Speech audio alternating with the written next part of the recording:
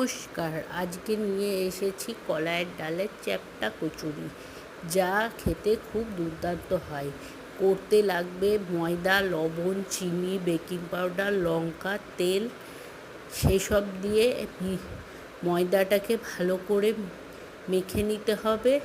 মেখে 10-15 মিনিট রেখে দিতে হবে। তারপর কলাইয়ের ডাল আর বাদাম ভিজিয়ে রাখতে হবে। কলাইয়ের ডাল, বাদাম, লঙ্কা, আদা একসাথে মিশিয়ে নিয়ে সেটা মিক্সার গ্রাইন্ডারে দিয়ে পেস্ট করে নিতে হবে। পেস্টটা খুব স্মুথ করতে হবে।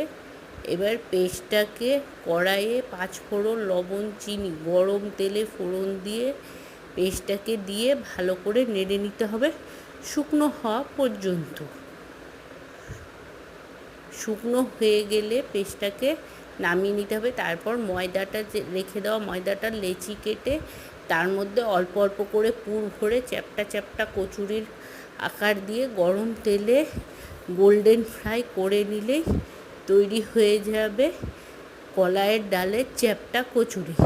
Thank you for watching my video. Have a great day.